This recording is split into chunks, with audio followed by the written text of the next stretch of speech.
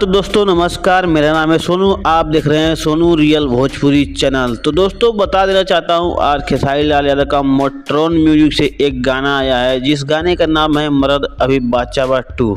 तो इस गाने को मैंने सुना, बकवास गाना एकदम लग रहा है, लेकिन वो मर्द अभी बाचा बा 2 का जैसा नहीं लग रहा है। ये गाना दूसरे मैटर पे बनाया गया है। मर्द अभी बाचा बा गाना 2 है, ये हम नहीं कह सकते हैं, ठीक है ना। और जो लोग अभी इस गाने पे अभी तो 17,000 सिर्फ लाइक मिला हुआ है 1 घंटे के अंदर में। अभी हम क्या कह सकते हैं इस गाने के बारे में। बाकी आप लोग क्या चाहते हैं कि इस गाने को सुपरहिट बनाना चाहिए? अगर बनाना चाहिए तो कमेंट बॉक्स में लिख करके ज़रूर बताइए, क्योंकि हम बता दें कि 3-4 दिन 5 दिन से मतलब माहौल बना रहे थे सब लोग कि मर्द अभी बाचा बा 2 गाना आएगा, लेकिन इस गाने को सुनने के बाद लग रहा है कि दूसरा गाना है।